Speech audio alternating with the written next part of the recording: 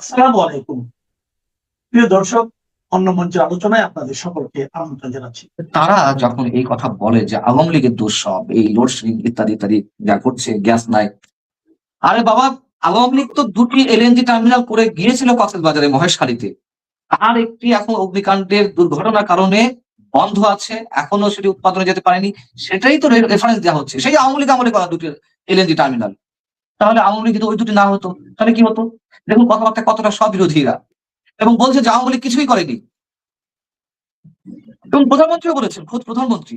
আমার কষ্ট হয় যে প্রধানমন্ত্রীকে এইসব তথ্য কারা দেন, কারা দিচ্ছে? প্রধানমন্ত্রী যে বিভিন্ন সময় তার বক্তব্যে ভুল তথ্য বা অসত্য তথ্য অথবা মানে বাস্তবতা নির্ভর নয় এমন সব তথ্য দিচ্ছেন মাঝে মধ্যে, অথবা তার স্লিপ অফ টাং হচ্ছে কিনা আমরা জানি না।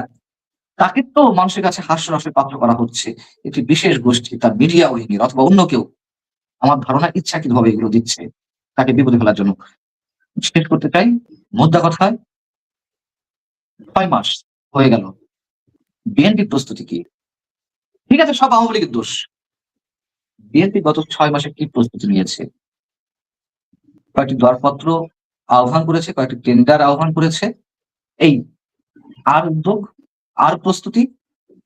শুনুন, মানুষ এগুলো শুনে আর অভ্যস্ত হচ্ছে না। এগুলো পুরনো বিষয়। মানুষের পিঠ দেয়ালে ঠেকে গেলে কে কতটুকু উৎপাদন করে গেছে আর কে কতটুকু পারছে না, কার কারণে পারছে না, এগুলো মানুষ দেখবে না। এটাই চরম বাস্তবতা।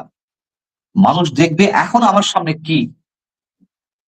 বিদ্যুতে হাজার হাজার কোটি টাকা দুর্নীতি হয়েছে, লুটপাট হয়েছে। আমি আবারও বলি আওয়ামী লীগের সরকার সময়, কিন্তু তার বদলে যে তাৎক্ষণিকভাবে যেই বিদ্যুতের উৎপাদন বাড়ালো Awami League, quick rental power plant দিয়ে হোক, রেন্টাল পাওয়ার প্ল্যান্ট দিয়ে হোক, যেভাবে হোক, আপৎকালীন সময়ে যেভাবে আওয়ামী লীগ ফ্যাট দিয়েছে, তার কারণে যে অর্থনৈতিক চাকা ঘুরেছে, শিল্প কলকারখানায় উৎপাদন বেড়েছে, সেটি তো একটা জায়গায় নিয়ে গেছে বাংলাদেশকে। এখন কি হচ্ছে? একটা পর একটা বিদ্যুৎ কেন্দ্র শাটডাউন হচ্ছে। এদিকে ৯০০ মতন টেক্সটাইল, শুধু ৯০০ মতো টেক্সটাইল ইন্ডাস্ট্রিজ বন্ধ হয়ে গেছে। হাজার হাজার মানুষ বেকারত্বের দিকে যাচ্ছে। এর প্রভাব বিএনপি কতটুকু অনুধাবন করতে পারছে আমরা জানি না।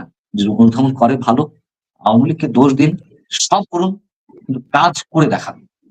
কাজ করে দেখান। যদি কাজ করে দেখাতে পারেন, সব মানব। আওয়ামী লীগ চোর ছিল, বাটপার ছিল, ফ্যাসিবাদী ছিল, সব মানব। আপনারা করে দেখান। যেটা বলছিলেন যে বিচার আদৌ হবে কিনা, আপাতত হওয়ার তো কোনো সম্ভাবনা নেই। যদি আওয়ামী লীগ কোনোদিন ক্ষমতায় আসে তখন নয় বিচার হবে। এখন আইনগতভাবেই সম্ভবত বিচারের সব পথ রুদ্ধ, বন্ধ। তার কারণ বিচারটা কি হয়েছে আপনারা দেখেছেন, আমরা সবাই দেখেছি।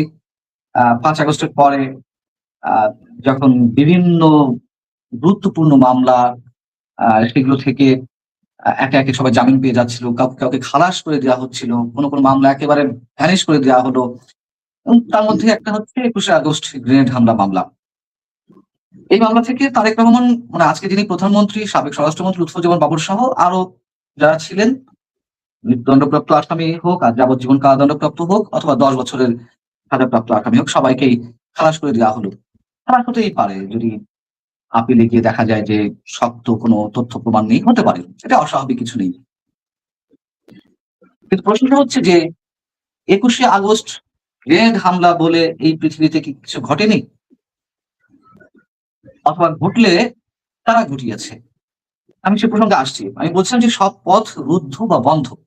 কারণ হচ্ছে যে একেবারে সর্বোচ্চ আদালতের আপিল বিভাগ ঠিক এই মামলা থেকে সব ধরনের সবকিছু মানে নাই করে দেওয়া হয়েছে। তাদের বিচারের রায়ে সবাই খালাস। আচ্ছা, ভালো কথা। কিন্তু হাইকোর্ট যে একটি নির্দেশনা দিয়েছিল যে, মানে আজকে যিনি দুদকের চেয়ারম্যান, সাবেক বিচারপতি জনাব আসাদ সাহেব, তিনি হাইকোর্টে যখন ছিলেন তার বেঞ্চেই এই মামলার শুনানি হয়েছিল, চূড়ান্ত শুনানি।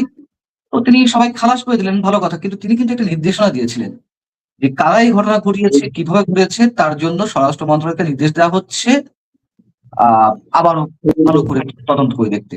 এটুকু একটি আশার বাণী ছিল যে না, কোনো একটা তদন্ত হতে পারে। কিন্তু আপিল বিভাগে গিয়ে কি হলো? সৈয়দ রিফাত আহমেদ, যার বাবা ব্যারিস্টার সৈয়দ ইশতিয়াক আহমেদ নামকরা আইনজীবী ছিলেন, এবং সৈয়দ রিফাত আহমেদ যিনি ৫ আগস্টের পর প্রধান বিচারপতি হলেন, তিনিও অ্যাজ এ পারসন সজ্জন ব্যক্তি আমরা জানি। কিন্তু তিনি যে একটা বিশেষ গোষ্ঠীর পারপাস সার্ভ করেছেন, ডক্টর ইউনূস সরকারের সব ধরনের পারপাস সার্ভ করেছে, তার একটা বড় দৃষ্টান্ত হচ্ছে এটি। তিনি হাইকোর্টের নির্দেশনাটাও বহাল রাখলেন না, মানে হাইকোর্টের ওইগুলো সব বাদ দিয়ে দিলেন, যে সব নির্দেশনা দিয়েছিলেন হাইকোর্ট থেকে, যে নির্দেশনাগুলো দেওয়া হয়েছে। তার মানে কি হলো, মানে একটা চরম ভয়ঙ্কর জঘন্য দৃষ্টান্ত আমাদের সামনে উপস্থাপন করে গেলেন সৈয়দ রিফাত আহমেদ বা ডক্টর ইউনূস সরকারের ইন্ধনেই তো এটি হয়েছে, স্পষ্ট আমরা বলতে পারি। এটি নিম্ন আদালত তো সরকারের অধীনে, আর উচ্চ আদালত নিয়েও তো নানান ধরনের প্রশ্ন রয়েছে, এবং তার এগুলো বললে আদালত অবমাননা হয় কিনা আমি জানি না, বা না হওয়ার কথা। তার কারণ 5 আগস্টের সময় তো আমরা, 5 আগস্ট পরবর্তী সময় তো আমরা দেখেছি কিভাবে বিচারপতিদের বাধ্যতামূলক অবসরে পাঠানো হচ্ছিল, কিভাবে মব ক্রিয়েট করে তাদের পদত্যাগের জন্য দাবি জানানো হচ্ছিল, এবং তারা স্বাধীনভাবে কাজ করতে পারছিলেন না। নিঃসন্দেহে ডক্টর ইউনূস সরকার যা বলেছে, অন্তত ওই 1.5 বছর সব ধরনের আদালত তাই শুনেছে, আমাদেরকে একটু বলতে হচ্ছে, বাধ্য হয়ে বলতে হচ্ছে। তো যখন সৈয়দ রিফাত আহমেদ মানে প্রধান বিচারপতি, তার নেতৃত্বে আপিল বিভাগের পূর্ণাঙ্গ বেঞ্চ যখন এটি মানে সবাইকে খালাস করে দিলেন এবং হাইকোর্টের ওই নির্দেশনাটাও রাখলো না, তার মধ্য দিয়ে তো আর কিছু থাকে না। পুনঃ তদন্ত আর কে করবে? হাইকোর্টের নির্দেশনাটা তো বহাল রাখলো না। এই জায়গা থেকে বলছে যে আপাতত এই বিচার যে হচ্ছে বা হবে, বা কোনো আশা বা জায়গা নিয়ে কোনো কথা এরকম শোনানো সম্ভবত কেউ নেই। দ্বিতীয়ত হচ্ছে কারা ঘটিয়েছে, মানে হাইকোর্ট যে নির্দেশনা দিয়েছিল তদন্তের, প্রথমে বললাম যে কেউ না কেউ ঘটিয়েছে, হয়তো তদন্ত হবে, এটুকু একটি আশার জায়গা ছিল। কিন্তু আপিল বিভাগের রায়ের মাধ্যমে এটি প্রমাণিত হয়েছে যে 21শে আগস্ট যে ভয়ঙ্কর গ্রেনেড হামলা, এরকম কিছু বাংলাদেশে ঘটেনি। তো ঘটলে তো একটা তদন্ত হতো, কেউ না কেউ ঘটিয়েছে। তা এখন অনেকে মজা করে বলেন, আমি বলি যে হযরত ইসরাফিল আলাইহিস সালাম সম্ভবত সিংহায় ফু দিলেন, আর 21শে আগস্টের মানে 2004-এ 21শে আগস্টের গ্রেনেড হামলাটি হলো। অথবা মনে করুন যে ওই সময় তো কেউ কেউ বলতেন বা বলেছেন সংসদে দাঁড়িয়ে যে শেখ হাসিনা নিজে ভ্যানিটি ব্যাগে করে গ্রেনেড নাকি নিয়ে গিয়েছিলেন, তিনিই সেটি বিস্ফোরণ ঘটিয়েছেন, নাটক করেছেন। আবার ওই সময় বিচারপতি সুলতান আহমেদ, আমার যদি খুব ভুল না হয়ে থাকে, একটা তদন্ত কমিশন হয়েছিল বিচার বিভাগে নাকি একটা হয়েছিল, তার যিনি প্রধান ছিলেন তিনি বললেন যে এটি ভারতের গোয়েন্দা সংস্থা রয়ের কাজ, র এটি ঘটিয়েছে গ্রেনেড হামলা। আচ্ছা ধরে নিলাম দুটো, দুটোর যেটিই সত্য হোক, অথবা দুটোই যদি সত্য হয়ে থাকে যে শেখ হাসিনা গ্রেনেড নিজের ভ্যানিটি ব্যাগে করে নিয়ে গিয়েছিলেন, অথবা ভারতের গোয়েন্দা সংস্থা র এটি ঘটিয়েছে, তাহলে কেউ তো ঘটিয়েছে। তো শেখ হাসিনা ঘটিয়ে থাকলে শেখ হাসিনা অপরাধী, তাহলে তদন্ত হবে না? শেখ হাসিনার বিরুদ্ধে তো তদন্ত হবে, তিনি যদি নিজে এই ঘটনা ঘটিয়ে থাকেন, বা র যদি করে থাকে তারও তো একটি তদন্ত হবে। কি হলো? কিছুই না। তাহলে এটি কারা ঘটালো? ঘটায়নি কেউ, ঘটেনি কিছু। ওই সময় আচমকা আমরা কোন একটা বিস্ফোরণ শুনতে পেয়েছিলাম, ওই সময় আচমকা ভুল করে টেলিভিশনে নিউজ দেওয়া হয়েছিল, পত্রপত্রিকা খবর ছাপা হয়েছিল। আসলে পৃথিবীতে 21শে আগস্ট গ্রেনেড হামলা বলে কিছু ঘটেনি। যা ঘটেছে নূর-নবীর আমলে, হয়তো প্রাগৈতিহাসিক যুগে, হয়তো সেগুলো রূপকথার গল্প বা মিথ, এর বাইরে কিছু নয়। মানে আমাদের দুর্ভাগ্য যে এই কলঙ্ক আমাদের জাতিকে বয়ে বেড়াতে হবে। আবার আওয়ামী লীগ কোনদিন আসবে কি আসবে না সেদিকে তাকায় থাকতে হবে। মুজিবুর পান্না, প্রধানমন্ত্রী তারেক রহমানের ভারত সফর, নানান নাটকীয়তা, বিবৃতি, পাল্টা বিবৃতি, কথা যাবেন কি যাবেন না, একটা টানাটানি। একদিকে মনে হয় পাকিস্তানিরা টেনে ধরে যায় না, ভারতে গেলে সব আবার ভারতে হয়ে যাবে, আবার ভারতের ডিজেলও লাগে, কাঁচামরিচও লাগে। আবার আজকে দেখেন ঘটনা ঘটলো, রয়টার্স বলছে যে তারেক রহমান যাচ্ছেন ইন্ডিয়াতে। ইন্ডিয়ার রাষ্ট্রপতি ভবন থেকে একটা বিজ্ঞপ্তি দিয়ে সেটা আবার 1 ঘন্টার মধ্যে প্রত্যাহার করা হয়েছে। এই নাটকীয়তারা কোথায় গিয়ে ঠেকছে বলে মনে করেন আপনি? অনেকের কাছে রাষ্ট্রপতি ভবনে, মানে ভারতের রাষ্ট্রপতি ভবন থেকে যে নির্দেশনাটি বা নোটিশ দিয়ে প্রত্যাহার করে নেওয়া হলো, ওটি নাকি সার্বিক যে নাটকীয় ঘটনাগুলো ঘটছে? সার্বিক, সার্বিক মানে উনি ভারত যাবেন কি যাবেন না, যাবেন কি যাবেন না। প্রথমত হচ্ছে যে ভারতের রাষ্ট্রপতি ভবন থেকে যে নোটিশটি দেওয়া হয়েছিল তাদের কি একটি মহড়া ছিল, ওখান থেকে বলা হলো, একটা নোটিশ দেওয়া হলো যে 22শে আগস্ট বাংলাদেশের প্রধানমন্ত্রী যেহেতু আসছেন, তার পূর্ণ নিরাপত্তা বা তার নানান কাজে ব্যস্ততার কারণে এই রাষ্ট্রপতির ভবনের যে মহড়া সেটি বাতিল করা হলো। এই যে নোটিশটি ভুল করে হোক আর যেভাবে দেওয়া হোক, এটি প্রমাণ করে যে তলে তলে কিছু ঘটছিল, এবং দুই পক্ষ থেকেই, মানে ভারত এবং বাংলাদেশ দু রাষ্ট্রের পক্ষ থেকেই তারেক রহমানের সফর নিয়ে মোটামুটি একটি নিশ্চয়তা মোটামুটি একটা নিশ্চয়তা ছিল বা প্রাথমিক একটি সিদ্ধান্ত হয়েছিল। নাহলে এই ধরনের সিদ্ধান্ত, এই ধরনের নোটিশ তো ভারতের রাষ্ট্রপতি ভবন থেকে দেওয়ার কথা নয়, তাই না? যে তাদের ওখানে যে মহড়া সেটি বাতিল করা হলো। যাই হোক, ভুল করে দেওয়া হয়েছিল, কিন্তু উদ্দেশ্যে পরে সেটি প্রত্যাহার করা হয়েছে। আর সার্বিকভাবে আমাদের পক্ষ থেকে যা হচ্ছে, বাংলাদেশ সরকার পক্ষ থেকে, দেখুন এটি নাটক বটে, আমি বলবো সস্তা দরের নাটক। এই নাটকের কোনো মান নেই। যদি আমি আরেকটু সহজ ভাষায় সরাসরি বলি, যে কূটনৈতিক তৎপরতা দেখানো হচ্ছে আমাদের পক্ষ থেকে, বা কূটনৈতিক জায়গা থেকে যেসব কথাবার্তা বলা হচ্ছে, এটা কোনো কূটনীতি নয়। এটি আপনি বলছেন যে ওই একটি পক্ষ টেনে ধরার চেষ্টা করছে আমাদের প্রধানমন্ত্রীকে, বা কোন একটি শক্তি তার ঘাড়ে সওয়ার হয়েছে। এই ঘাড়ে সওয়ার হওয়ার শক্তিকে নামাতে পারছে না, অথবা কেউ পিছন থেকে টেনে ধরছে। এদের মন রক্ষা করতে গিয়ে সস্তা দরের নাটক করা হচ্ছে। এবং রয়টার যে সংবাদটি দিয়েছে, বা তার আগে সম্ভবত ইন্ডিয়ান এক্সপ্রেস এটি খবর দিয়েছে, তারেক রহমান সাহেব 22 তারিখ, মানে 23 থেকে 25 তারিখ ভারত সফর করতে পারেন বা করছেন, বা ভারতে যাবেন। আমার ধারণা এর সত্যতা 70 থেকে 80। তার কারণ আমি নিজেও কোথাও কোথাও বলেছি বা সামাজিক যোগাযোগ মাধ্যমে এই ধরনের স্ট্যাটাস দিয়েছি যে তিনি যাবেন। তো দেখুন, না গিয়ে উপায় নেই, সোজা কথা। এখন স্বার্থটা আমাদের আগে।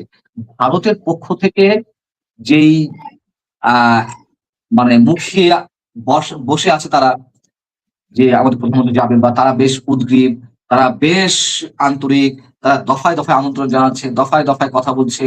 দীনেশ ত্রিবেদী, ভারতীয় হাই কমিশনার, তিনি এমন নমনীয় ভাবে কথা বলছেন এবং তিনি আশাবাদ ব্যক্ত করছেন। অনেকে বলছেন, এই দেখো আমরা চোখে চোখ রেখে কথা বলছি, এই দেখো শক্ত হলে কি করা হয় বা কি হয়, ভারতের মতন শক্তিশালী রাষ্ট্র তারা এখন আমাদের পায়ের কাছে এসে বসছে। দেখুন, এগুলো হচ্ছে বালখিল্য কথাবার্তা। ওদের কি লাভ আমাদের প্রধানমন্ত্রীকে নিয়ে? তারা কি এমন মানে রাজ্য জয় করবে? ভারতের দুটি স্বার্থ, অবশ্যই ভারতের স্বার্থ আছে। এক হচ্ছে তাদের বর্ডার সিকিউরিটি এনশিওর করা। বাংলাদেশে যে জঙ্গিবাদের উত্থান ঘটছে বলে নানানভাবে অভিযোগ, উগ্র সাম্প্রদায়িকতাবাদের উত্থান ঘটছে, সেই জায়গা থেকে ভারত তার, মানে ভারত বাংলাদেশের যে 4000-এরও বেশি কিলোমিটারের যে সীমান্ত রয়েছে, এই সীমান্ত নিয়ে তারা উদ্বিগ্ন। তারা সবসময় এটি নিয়ে উদ্বিগ্ন। আমাদের তো নিশ্চয় মনে আছে, সাবেক প্রধানমন্ত্রী শেখ হাসিনা বলেছিলেন যে আমি ভারতকে কি দিয়েছি সারা জীবন ভারত মনে রাখবে। এবং এটি নিয়ে আমরা তখন ট্রোল করেছিলাম, অনেকে ট্রোল করেছে যে কি এমন দিয়েছে, ভারতকে সব দিয়ে দিয়েছে, ভারতের কাছে কি দেশ বিক্রি করে দিয়েছে শেখ হাসিনা যে ভারত সারা জীবন মনে রাখবে। আসলে শেখ হাসিনা ভারত বাংলাদেশ সীমান্তের জায়গা থেকে সব ধরনের সিকিউরিটি এনশিওর করেছিল। পরেশ বড়ুয়া কিংবা অনুপ চেটিয়া, ভারতের যে বিচ্ছিন্নতাবাদী সংগঠন উলফার যে নেতারা, তাদেরকে আটক করে ভারতের কাছে হস্তান্তর করেছিল তথ্য প্রযুক্তির আওতায়। এটাই শেখ হাসিনা মিল করেছিলেন। এবং ভারতের প্রতি যারা হুমকি ছিল এদেশের, তাদেরকে নিয়ন্ত্রণে আনতে পেরেছিলেন। এই জন্যই শেখ হাসিনা এই কথাগুলো বলেছিলেন। আর ভারতের কি চাওয়া? ভারত যেটি চায়, চীনের প্রভাব মোকাবেলা করা। আমরা দেখছি যে একদিকে কথিত মার্কিন বাণিজ্য চুক্তির কারণে যুক্তরাষ্ট্রের দাস অনুদাস আমরা যেমন পরিণত হয়েছি, আবার অন্যদিকে আমরা চীনের পেটের মধ্যে ঢুকে যাচ্ছি। চীন যে করিডোরের প্রস্তাব দিয়েছে, মানে মিয়ানমার হয়ে বাংলাদেশ, যে তাদের যে অর্থনৈতিক করিডোর, অবশ্য এটা ভালো, আমি বলছি না যে এখানে যাওয়া যাবে না, এটি আমি একবারে বলছি না। কিন্তু আমরা সম্মতি দেওয়ার আগে চীনের রাষ্ট্রদূত ইয়াও গোয়েন বলে ফেললেন যে বাংলাদেশ চীনের অর্থনৈতিক করিডোরে যুক্ত হচ্ছে, ঘোষণা দিয়ে দিল। আমরা বোঝা যাচ্ছে যে এতটাই প্রভাব বিস্তার করছে চীন। তারপর আবার তিস্তা বহুমুখী প্রকল্পে চীনের অর্থায়ন করার বিষয়টি মোটামুটি একটা প্রাথমিক সিদ্ধান্ত নেওয়া হয়েছে বাংলাদেশ পক্ষ থেকে, চীনের কাছ থেকে অর্থ নেবে। এই সব জায়গা থেকে চীনের প্রভাব মোকাবেলা করতে চায়। এই জন্যই তাদের এত নমনীয়তা, এই জন্যই তারেক রহমান সাহেবকে তারা নিতে চায়, এই জন্যই তারা আলোচনায় বসে বাংলাদেশকে তাদের আস্থায় নিতে চায় এবং বাংলাদেশের উপরে, মানে তারা যে জিনিসগুলো চায় সেই প্রভাবটা বিস্তার করতে চায়। তারা তো চাইবে তাদের জাতীয় স্বার্থের জায়গা থেকে এইগুলো করতে। এই হচ্ছে তাদের চাওয়া। আর আমাদের কি? আমাদের চাওয়া পাওয়ার বিষয় তো আরো বেশি। মনে করেন যে সীমান্তে যে উত্তেজনা রয়েছে, যে পুশেনের ঘটনা ঘটাচ্ছিল ভারত, হয়তো কিছুদিন ধরে বন্ধ রয়েছে, ঘটাচ্ছিল তো, এগুলো কিভাবে বন্ধ করা যায়? আমাদের যে বাণিজ্য ঘাটতি সেইগুলো কিভাবে আমরা রপ্তানিটা বাড়াতে পারি, আমাদের যে সীমান্ত হত্যাকাণ্ড ভারতের বিএসএফ এর মাধ্যমে যেগুলো হয় সেগুলো কিভাবে বন্ধ করা যায়, এবং সবচেয়ে বড় যে ইস্যু ভারতের সাথে আমাদের যে 54টা অভিন্ন নদী, তার হিসাবগুলো তো আমাদের নিতে হবে। গঙ্গার পানি বন্টনের চুক্তি 30 বছর মেয়াদী যে চুক্তি, সেই চুক্তির মেয়াদ শেষ হচ্ছে ডিসেম্বরে, সেটি নবায়ন করতে হবে না?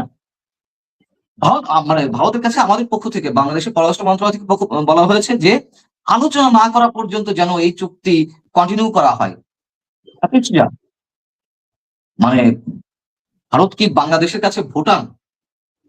আমরা বলবো আর ভারত সেটি একেবারে সুসুর করে মেনে নেবে, কোন ধরনের আলোচনা ছাড়াই সেই চুক্তি নবায়ন করবে বা কন্টিনিউ করবে? এটি হয়? এখানেই আমি বলছি যে আমাদের কূটনৈতিক দক্ষতা বা কূটনৈতিক পারদর্শিতা যে কত বড় ধরনের ঘাটতি রয়েছে, এটি তেমন সেইগুলো প্রমাণ করে।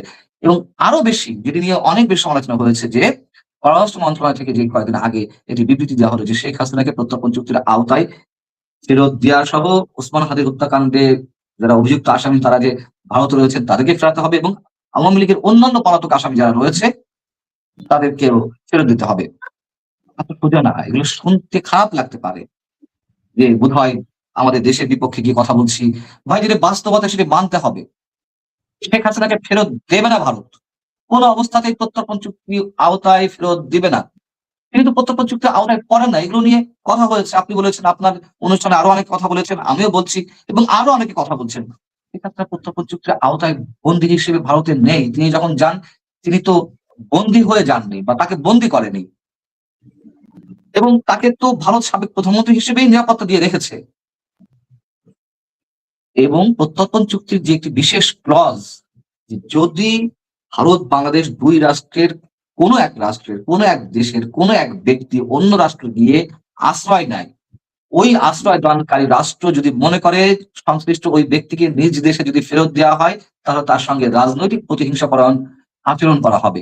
এটা স্পষ্ট রয়েছে। এটি বাংলাদেশের ক্ষেত্রে হতে পারে, ভারতের ক্ষেত্রে হতে পারে। মনে করেন যে বাংলাদেশে যে অনুপ চেটিয়া বা পরেশ বড়ুয়া ছিল আটক অবস্থায়, যদি বাংলাদেশ সরকার, বা তখন তো আওয়ামী লীগ সরকার ছিল, বা বিএনপি সরকার, যে কেউ যদি মনে করতো যে না, তাদেরকে ফেরত দেওয়া যাবে না, তাদেরকে ফেরত দেওয়া হলে তাদের সাথে রাজনৈতিক প্রতিহিংসাপরায়ণ মানে আচরণ করা হবে, অথবা তাদের বিরুদ্ধে যে রায় ঘোষিত হয়েছে বা বিচার হচ্ছে বা হবে, সেগুলো রাজনৈতিক প্রতিহিংসা জায়গা থেকে হবে, তাহলে বাংলাদেশ ফেরত দিত না। অতএব এখানে কোনো অবস্থাতেই ভারত শেখ হাসিনাকে ফেরত দিবে না। উল্টো তাদের আদালতে এই বিষয়টি নিয়ে যাওয়া হচ্ছে যে তিনি প্রত্যক্ষ চুক্তির আওতায় পড়েন কিনা, অথবা বাংলাদেশের আন্তর্জাতিক অপরাধ ট্রাইব্যুনাল তার বিরুদ্ধে যে রায় ঘোষিত হয়েছে, এই রায়টা আসলেই জাজমেন্টাল কিনা, আসলেই সঠিক কিনা। তারা যদি এখন বলে, যদি কেন, আমি নিশ্চিত হয়ে বলছি, চোখ বন্ধ করে বলছি, ভারতের আদালতে ম্যাজিস্ট্রেট পর্যায়ে যাবে। যদি যায়, তাহলে আমি বলতে পারি অন্তত যে এটি খারিজ হয়ে যাবে। তারা শেখ হাসিনা বলবে যে শেখ হাসিনার সাথে প্রতিহিংসাপরায়ণ আচরণ করা হচ্ছে, এগুলো তারা বলবে। এবং শেখ হাসিনার ইস্যুতে শুধুমাত্র বর্তমান মোদী সরকার নয়, ভারতের অন্যান্য রাজনৈতিক দলও তারা একমত যে শেখ হাসিনা ইস্যুতে তারা কোনো দ্বিমত পোষণ করছে না, তাকে ফেরত দিতে চাইছে না। আপনি শুনেছেন কোন রাজনৈতিক দল বলছে যে শেখ হাসিনাকে ফেরত দেওয়া হোক? বলছে না তো, অতএব দিবে না, এটি চরম বাস্তব। তাহলে সেই ইস্যুটিকে সামনে রেখে যখন শর্ত জুড়ে দেওয়া হচ্ছে যে তাকে ফেরত দেওয়া না হলে আমাদের প্রধানমন্ত্রী যাবে না, অনুকূল পরিবেশ সৃষ্টি না হলে যাবে না, এটা কোন ধরনের কথা? আর দ্বিতীয় কথা হচ্ছে, শেখ হাসিনা ইস্যুতেই আমাদের সব জাতীয় স্বার্থ আটকে থাকবে।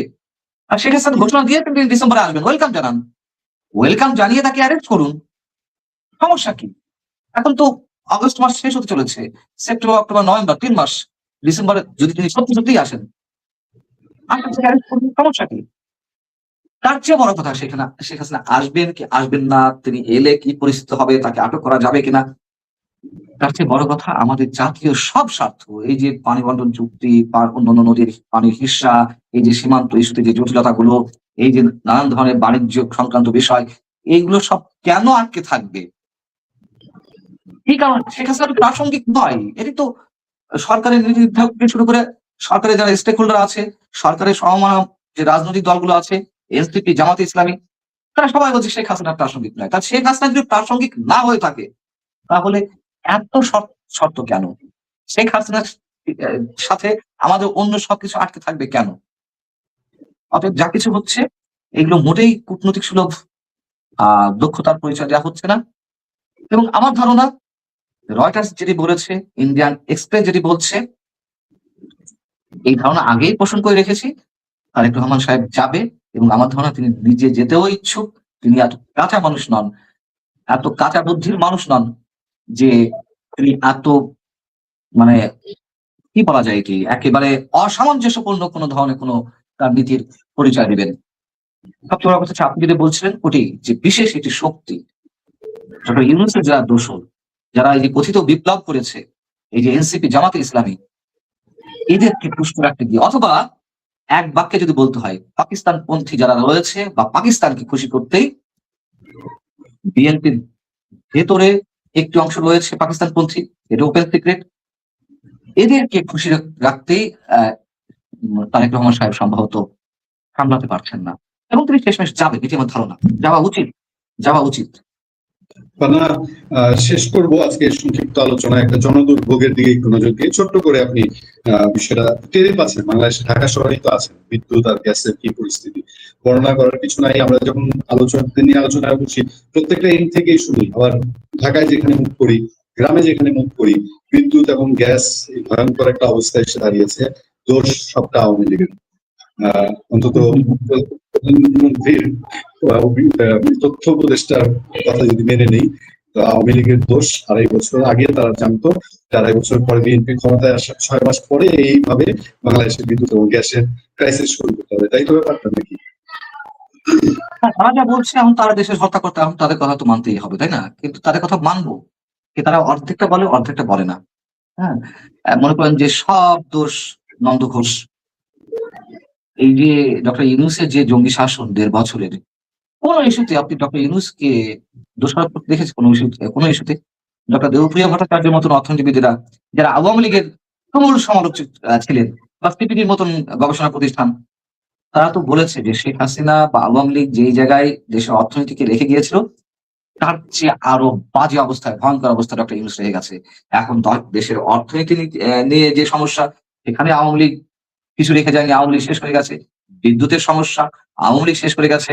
রাজনৈতিক সমস্যা, আওয়ামী লীগের দোসররা বা ফ্যাক্টরিবাদী যারা আছে তারা সমস্যা করছে।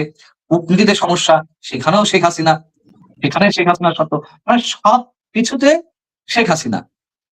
এখন শেখ হাসিনা প্রাসঙ্গিক নয়, আবার শেখ হাসিনা সব জায়গাতেই আছেন, রাজনীতিতে, কূটনীতিতে, অর্থনীতিতে, সব জায়গাতে আছেন। অতএব এই মানুষগুলোর কথাবার্তা যে কতটা স্ববিরোধী, এগুলো থেকে প্রমাণ পাওয়া যায়। বিদ্যুতের কথা যদি বলতে হয়, আপনি তো বলেছেন যে ছোট করে আলোচনা করে শেষ করবেন, আসলে এটি তো অনেক দীর্ঘ বিষয়, আমি ছোট করে বলি। দেখুন, বিদ্যুতে হাজার হাজার কোটি টাকা লুটপাট হয়েছে, দুর্নীতি হয়েছে, এটি চরম সত্য কথা। আওয়ামী লীগ আমলে আমি যখন মাঠের সাংবাদিকতা করতাম, তখন আমার কয়েকটি বিট ছিল নির্দিষ্ট, তার মধ্যে একটি বিট ছিল জ্বালানি বিট। তো জ্বালানি বিটে কাজ করতে গিয়ে মোটামুটি এইসব সম্বন্ধে আমার কিছু ধারণা আছে। আমি মহাপণ্ডিত নই, কিছু ধারণা আছে। সত্য কথা যে আমরা আমদানি নির্ভর হয়ে থেকেছি, আমরা আমাদের নিজস্ব শক্তি কাজে লাগাইনি, তা নিয়ে নানান ধরনের বিতর্ক রয়েছে। কিন্তু 2013-14 থেকে 2024 পর্যন্ত হাতে গোনা 2-4টা দিন বা একটা সংক্ষিপ্ত সময়, খুবই ক্ষুদ্র সময় ছাড়া লোডশেডিং কি আমরা তো ভুলে গিয়েছিলাম। বাংলাদেশে 30,000 মেগাওয়াট বিদ্যুৎ উৎপাদন সক্ষমতা অর্জন করেছিল, মানে অর্জনের জায়গায় নিয়ে গিয়েছিল যে প্ল্যান্ট স্থাপন করা হয়েছে। আর বিদ্যুতের সর্বোচ্চ উৎপাদন দাঁড়ালো 17,000 থেকে 17,000 প্লাস, 17,200 বেশি মেগাওয়াট বিদ্যুৎ উৎপাদন হয়েছে। বিএনপি যখন 2006 সালে ক্ষমতা থেকে যায়, তখন বিদ্যুতের উৎপাদন ছিল 3,200 মেগাওয়াট। মানে আমি সরি, বিএনপি যখন ক্ষমতা আসে 2001 সালে, 4 দলীয় জোট সরকার, আর যখন ক্ষমতা থেকে যায় 2006 সালে, তখন বিদ্যুৎ উৎপাদন ক্ষমতা ছিল, উৎপাদন হতো 3,600 মেগাওয়াট। অর্থাৎ 5 বছরে মাত্র 400 মেগাওয়াট বিদ্যুৎ যোগ করতে পেরেছিল জাতীয় গ্রিডে।